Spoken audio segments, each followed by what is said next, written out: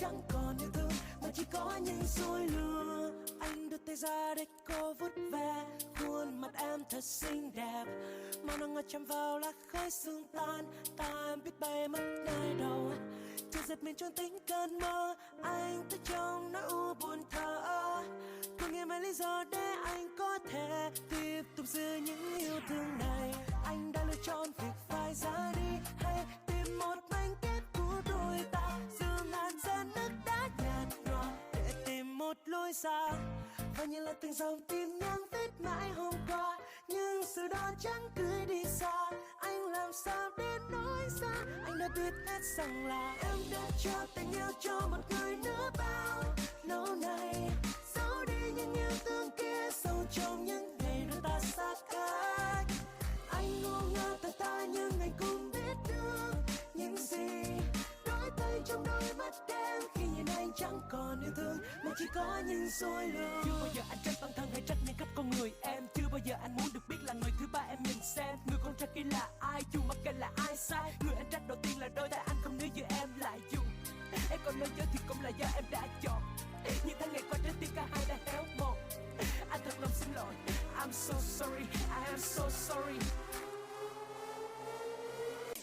Anh trôi theo những lời mà em vẫn muốn nói, phải tin, phải cho em thêm cơ hội để tìm ra ai sẽ bên cạnh em sau này. Anh phải em là thêm để niềm tin vỡ tan, nỗi sao sẽ không, anh không thể nào để tình yêu của mình ra để đánh đổi những dối lừa. Em đã cho tình yêu cho một người nữa bao lâu nay, giấu đi những yêu thương kia sâu trong những ngày đôi ta xa cách.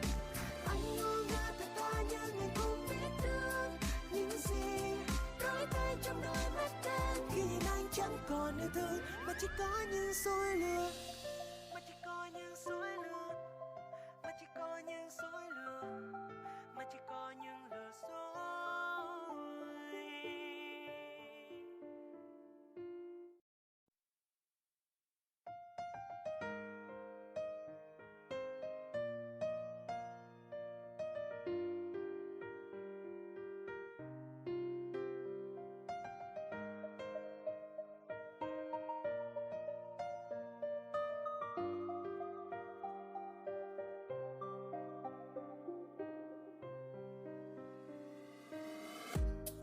Tay ra để cô vuốt ve khuôn mặt em thật xinh đẹp, màu nắng ngọt chạm vào lá khói sương tan.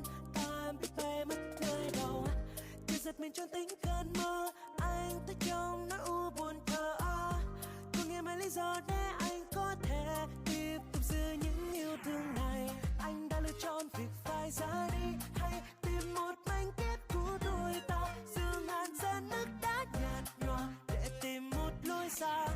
Và như là từng dòng tin nhắn viết mãi hôm qua, nhưng sự đó chẳng cứ đi xa. Anh làm sao để nói ra, anh đã biết hết rằng là em đã cho tình yêu cho một người nữa bao lâu nay. Giấu đi những yêu thương kia sâu trong những ngày đôi ta xa cách.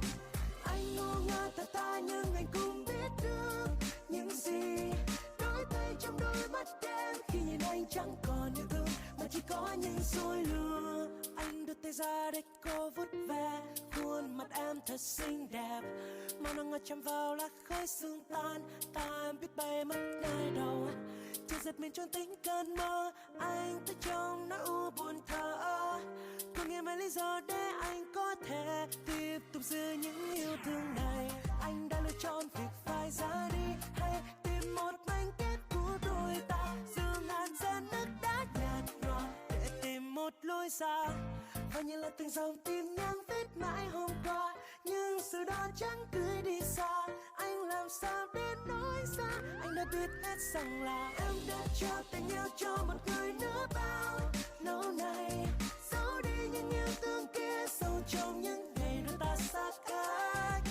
Anh ngu ngơ thật ta nhưng anh cũng biết được những gì đôi tay trong đôi mắt em khi nhìn anh chẳng còn yêu thương mà chỉ có những dối lừa. Chưa bao giờ anh trách bản thân hay trách những cách con người em, chưa bao giờ anh muốn được biết là người thứ ba em nhìn xem. Người con trai kia là ai, dù mặc kệ là ai sai, người anh trách đầu tiên là đôi tay anh không níu giữ em lại. Dù em còn nơi nhớ thì cũng là do em đã chọn, những tháng ngày cả hai đã héo mòn. Anh thật lòng xin lỗi, I'm so sorry, I am so sorry. Anh trôi theo những lời mà em vẫn muốn nói. Phải tin, phải cho anh thêm cơ hội để tìm ra ai sẽ bên cạnh em sau này. Anh phải em là thêm để niềm tin vỡ tan.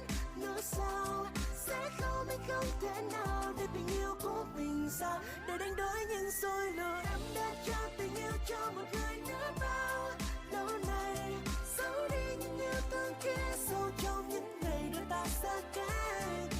Anh ngu ngơ thật thà nhưng anh cũng biết được những gì đổi thay trong đôi mắt em khi nhìn anh chẳng còn yêu thương mà chỉ có những dối lừa.